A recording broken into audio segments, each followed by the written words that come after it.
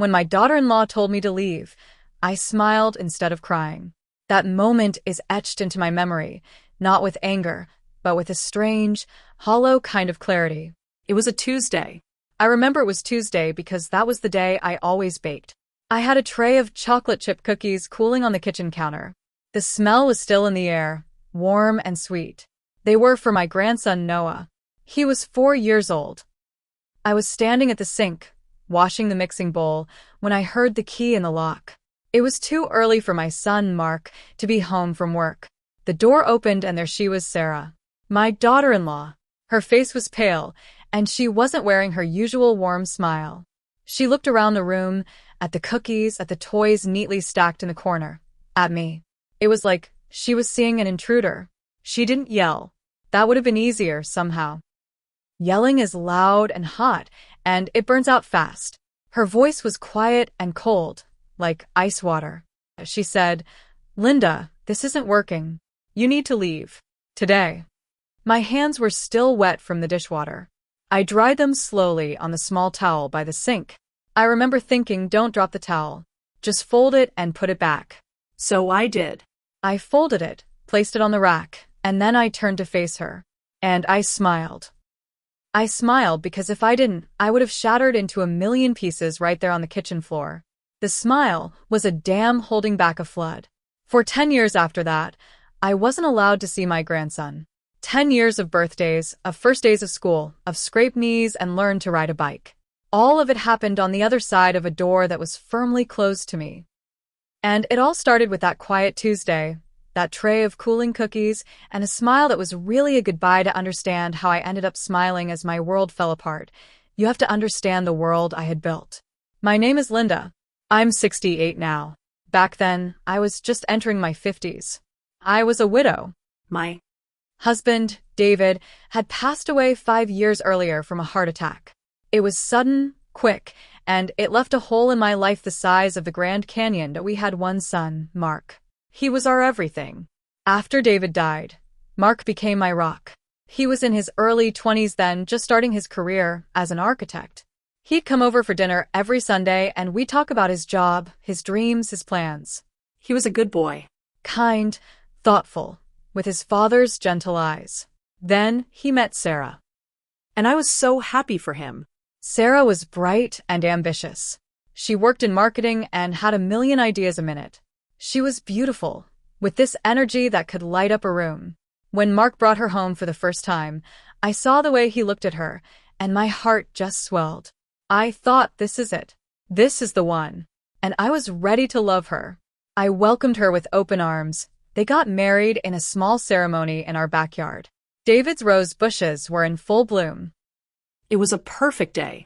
I remember dancing with Mark, and he whispered in my ear, "Thanks, Mom, for everything, for always being there." I cried, of course. They were happy tears. A couple of years later, Noah was born. The moment I held that little bundle in my arms, it was like holding David again. He had the same tiny crease between his eyebrows when he slept. My heart, which I thought had already loved as much as it could, grew 10 sizes that day. I became Grandma Linda. And being Grandma Linda was the best thing I had ever been. It made sense for me to help out. Mark and Sarah both worked long hours, and daycare was so expensive. I had retired early from my job at the library, and my days were my own. So, I became Noah's second shadow. I would arrive at their house every morning at 7:30 a.m. I'd let myself in with the key they'd given me, and I'd be there when he woke up. I'd make him his oatmeal with the little bits of banana, just the way he liked it. I'd get him dressed, pack his diaper bag, and we'd go to the park or the library. It was a routine. My routine. Our routine. I wasn't just a babysitter. I was part of their household. I knew where the extra light bulbs were kept. I knew that Sarah liked her coffee, with a specific kind of oat milk. I knew that Mark's favorite frozen meal was the lasagna. I would often cook dinner, a big pot of stew or a roast chicken, so they'd have a good meal when they got home tired from work. I loved it. I loved feeling needed. I loved being in the middle of the noise and the chaos. After the quiet loneliness of my own house, their home was like music. In the evenings after Noah was in bed, I'd sometimes stay for a cup of tea with them. We'd talk about the news or a movie or their plans for the weekend. They were my family, my whole world. I thought we were happy. I really did. I thought we were a team. But looking back now, I can see the small cracks. I just didn't want to see them. I mistook their exhaustion for contentment. I mistook their silence for peace. But underneath the surface, things were shifting. It started with little things. So small, you could almost miss them if you weren't paying attention. But a mother pays attention. A grandmother, even more so. I remember one afternoon, I was tidying up the living room while Noah napped. I moved a pile of magazines on the coffee table to dust underneath, and a small notebook fell out. It was Sarah's. It fell open to a page, and I saw her handwriting. It was a list, a to-do list. But at the bottom, in bigger letters, it said, "Get house back." My heart did a little skip. Get house back. It was just a phrase. It could have meant anything. Maybe she just wanted to declutter. But it felt like a slap. Was I just clutter now? Was my presence here making her feel like she didn't have her own space? I felt a hot flush of shame, as if I had been caught reading her private diary. I put the notebook back carefully exactly where it was and tried to push the thought away. Then there were the comments. Sarah would come home, and I'd be in the kitchen. She'd smile, but it wasn't the same wide smile as before. It was tighter. She'd say things like, "Oh, you're still here, Linda?" Or, "We were thinking of having a quiet weekend, just the three of us." And I'd smile and say, "Of course, honey. I understand." And I'd make myself scarce. I started leaving a little earlier each day, slipping out before they got home to give them that quiet time. Mark was caught in the middle. I could see it in his eyes. He was tired. Not just from work, but from the invisible tightrope he was walking between his wife and his mother. One evening, I was there a little later than usual because Sarah had a late meeting and Mark was stuck in traffic. I was giving Noah his bath. He was splashing and laughing, and I was singing that old song about the itsy bitsy spider. The front door opened and closed. A few minutes later, Sarah appeared in the bathroom doorway. She didn't say hello. She just stood there, watching. "The water's getting cold, Linda," she said. Her voice was flat. "Oh, I was just about to get him out," I said, my voice too cheerful. "We were just having a little fun, weren't we, Noah?" She didn't respond. She just walked in, lifted Noah out of the tub herself, and wrapped him in a towel. "I've got it," she said. "You can go." I stood there for a second, my hands dripping with bathwater. I felt about 2 feet tall. I dried my hands on my pants, said goodnight to Noah, who was now giggling in his mother's arms, and let myself out. I sat in my car in their driveway for a long time, just staring at the lit window of Noah's room. The crack was getting wider. I tried to talk to Mark about it. One Sunday, he came over to my house for lunch, just the two of us. It was like old times. "Mark," I said, pouring him some iced tea. "Is everything okay? With me and Sarah? Sometimes I feel like I'm in the way." He sighed. It was a long, deep sigh that seemed to come from his toes. "Mom, it's fine. Sarah's just under a lot of pressure at work. And, Noah's getting older. We want to have more of a routine as a family. Just the three of us." "I'm not part of the family?" I asked, and I hated how small my voice sounded. "Of course you are," he said, reaching for my hand. "But your grandma. You're supposed to be the fun one we visit, not the one who's there every day. It's just a shift, Mom. That's all. We need to find our own rhythm." A shift. The word sounded so clinical, so final. He was asking me to step back, to go from being part of the daily music to being just a visitor. It hurt more than I could say, but I nodded. I told him I understood. I told him I wanted what was best for them. And I tried. I really tried. I started calling before coming over. Instead of 5 days a week, I made it 3. I stopped letting myself in with the key and started ringing the doorbell. It felt so formal, so strange. Noah would run to the door, yelling, "Grandma Linda," and my heart would soar, but the landing was always a little bumpy now. I'd feel Sarah's eyes on me, watching the clock, waiting for the visit to be over. The warmth was slowly being replaced by a polite chill, the key. That little piece of metal became a heavy weight in my purse. It had once been a symbol of trust, of belonging. Now it felt like a reminder of what I was losing. I thought about giving it back 100 times, but I couldn't. It was my last link. My emergency exit. What if something happened and they needed me? What if Noah was sick and I needed to get in? I held on to it, telling myself it was for practical reasons. But really, I was holding on to the hope that the shift would shift back. Then the Tuesday came. The baking Tuesday. I had decided to surprise them. Mark had mentioned he was stressed about a project, and I thought a batch of his mother's famous chocolate chip cookies would cheer him up. I let myself in with the Key. I was quiet. I thought they were all at work and daycare. I was just going to leave the cookies on the counter with a little note. I was at the sink, washing the bowl, when the door opened. And there was Sarah. Pale. Cold. Linda, this isn't working. You need to leave. Today. I didn't ask why. I didn't argue. I didn't say, but I'm just leaving cookies. I just saw the look in her eyes. It was a look that said the decision was made. It was not up for discussion. It was a look that said I was no longer welcome in my son's home. I dried my hands. I folded the towel. I smiled. I picked up my purse, and I walked to the door. As I passed her, I stopped. I wanted to say something. 1,000 things. He's my grandson. I love him. Please don't do this. But what came out was, the cookies are on the counter. They're still warm. And then I walked out. I made it to my car, I drove home, I walked into my silent house, and only then, when the door was closed behind me, did the dam break. I sat on the floor of my hallway, right by the door, and I sobbed. I sobbed for the loss of my son, for the loss of my grandson, for the loss of the life I loved. I sobbed until there were no tears left. That silence was my companion for a long time. 10 years, to be exact. After that day, things went from bad to a kind of frozen wasteland. I tried calling Mark. He didn't pick up. I left messages, soft, gentle messages, just saying I loved him. He never called back. I wrote letters. Long, rambling letters, full of apologies for things I still didn't understand. I wrote about memories, about David, about how much I missed them. They were never answered. They were sent back to me in a plain envelope, unopened. After a few of those, I stopped writing.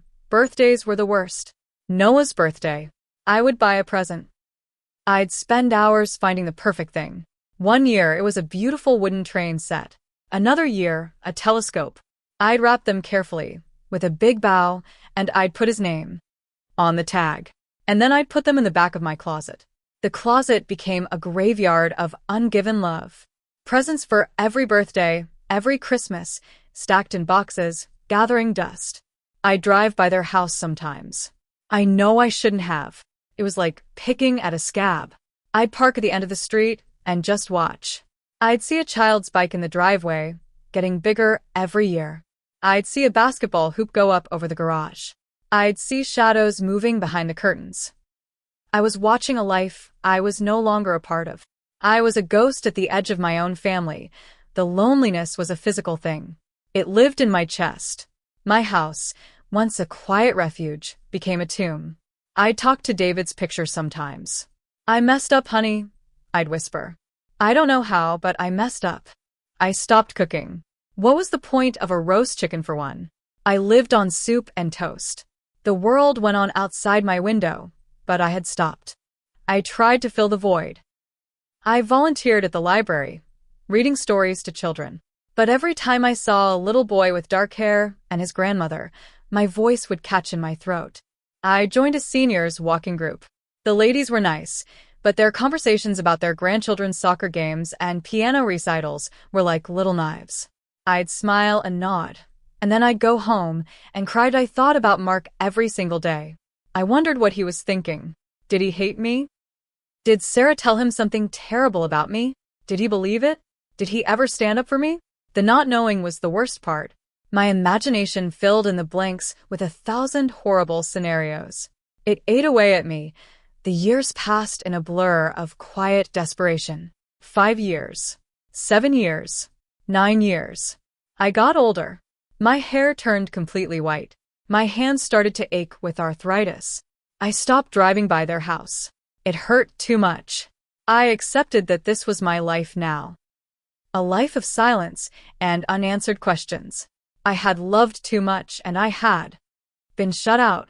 Then, 10 years after that terrible Tuesday, my phone rang. It was a number I didn't recognize. I almost didn't answer. I let it go to voicemail. A few minutes later, I listened to the message. It was a young man's voice, deep but hesitant. Grandma Linda? It's Noah. I'd like to see you. I must have listened to that message 50 times. I played it over and over, trying to hear the little boy I remembered in that deep voice. Grandma Linda. He called me Grandma Linda. He remembered. I called him back the next morning. My hands were shaking so badly, I could barely press the buttons. He answered on the first ring.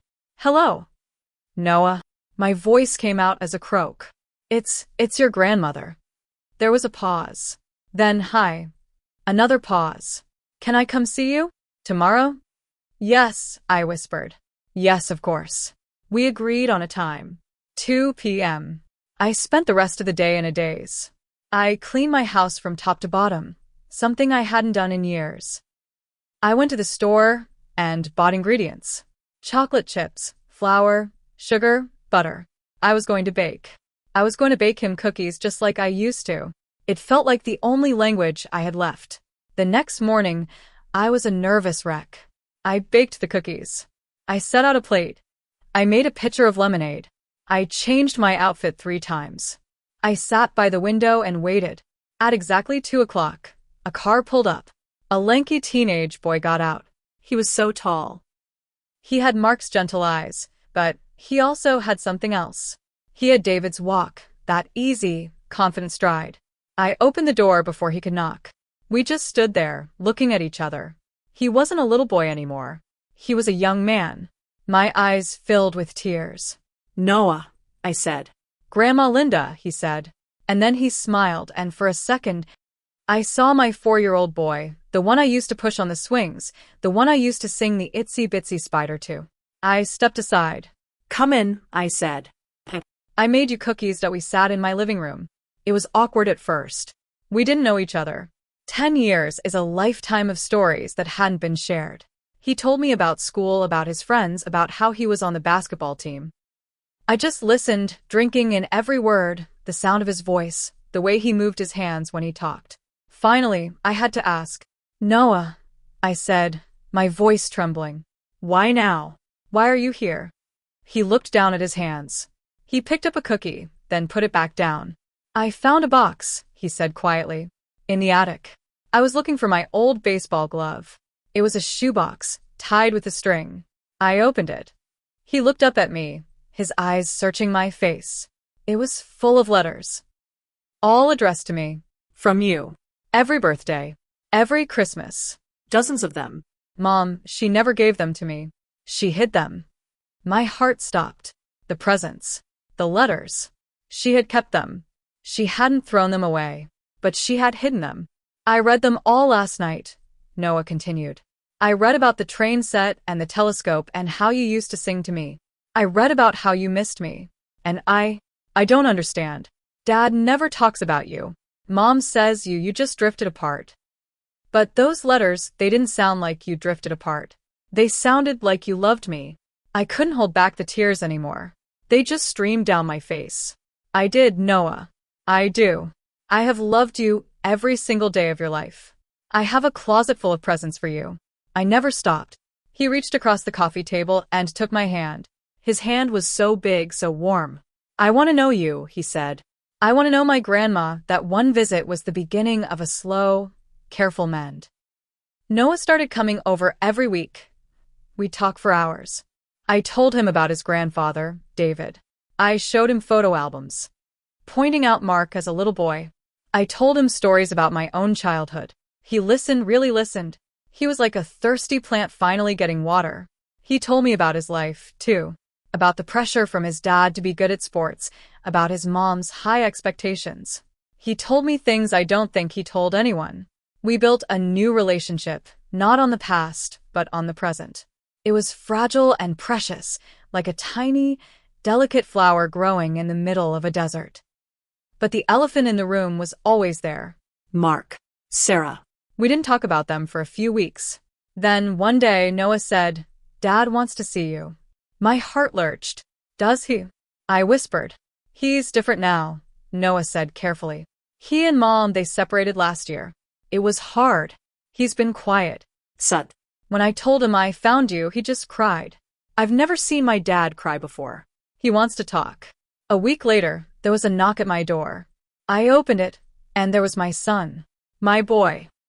He was 40 years old now. He had gray in his hair and deep lines around his eyes. He looked tired. He looked lost. "Hi, Mom," he said. His voice broke on the word Mom. I didn't smile this time. I just opened my arms.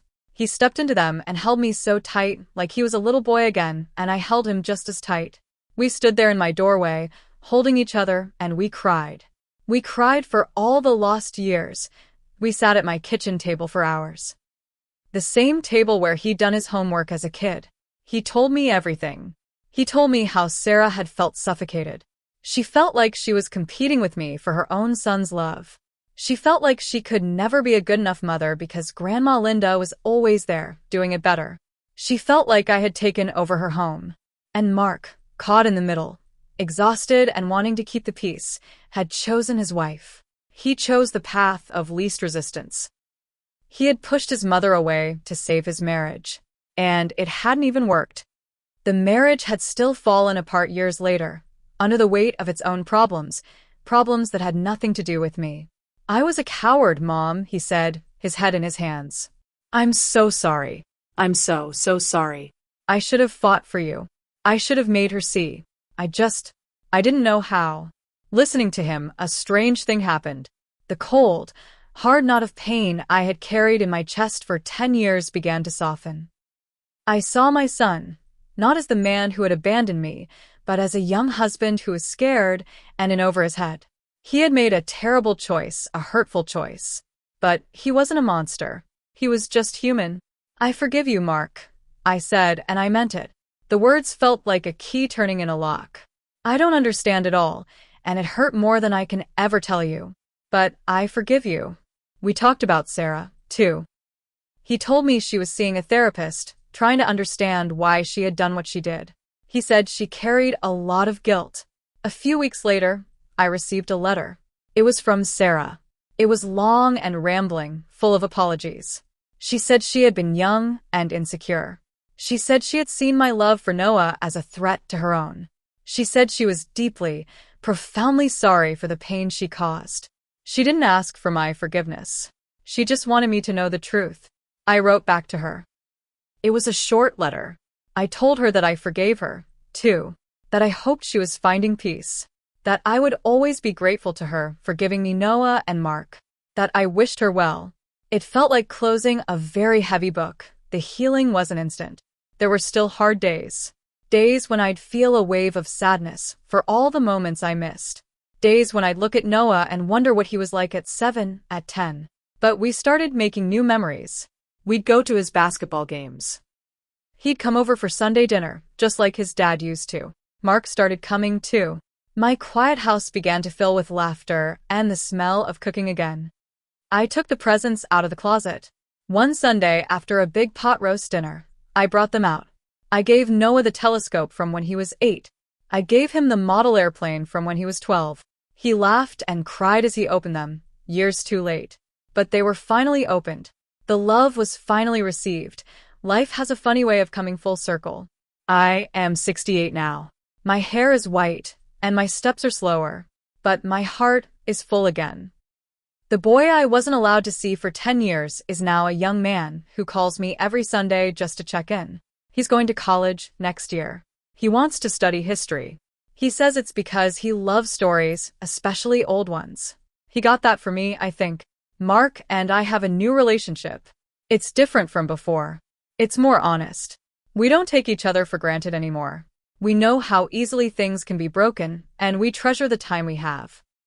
He helps me with the heavy gardening now, and I still make him his favorite lasagna. I think about that Tuesday sometimes. The day I smiled instead of crying. I realize now that smile wasn't just a dam holding back tears. It was also the first seed of acceptance. I couldn't fight. I couldn't change their minds. All I could do was let go. And in letting go, I left a tiny crack in the door for the future to creep back in. If I had screamed, if I had fought, if I had tried to force my way, that door would have been sealed forever. The lesson I learned, if there is one, is that love isn't about holding on. It's about making yourself available for when it comes back to you. It's about baking cookies even when no one is there to eat them, just in case. It's about writing letters you might never send. It's about keeping a closet full of presents for a boy you might never see again. It's a chew. Forgiveness, I've learned, isn't something you give to others. It's something you give to yourself. It's the key that unlocks the door you've been trapped behind. For 10 years, I was a prisoner of my own sadness. But the door was never locked from the outside. I just didn't have the key. And the key was forgiveness. Now, my days are peaceful. I still bake cookies every Tuesday. But now, the tray isn't full when I start, and it's empty by the end of the day. Noah and his friends come by, and they eat them all. The house is full of noise and laughter again. It's music to my ears. So if you're listening to this, and you're holding on to a hurt, a big one, just know that time doesn't heal all wounds. But love can. And hope can. And a batch of warm chocolate chip cookies can sometimes be a pretty good place to start.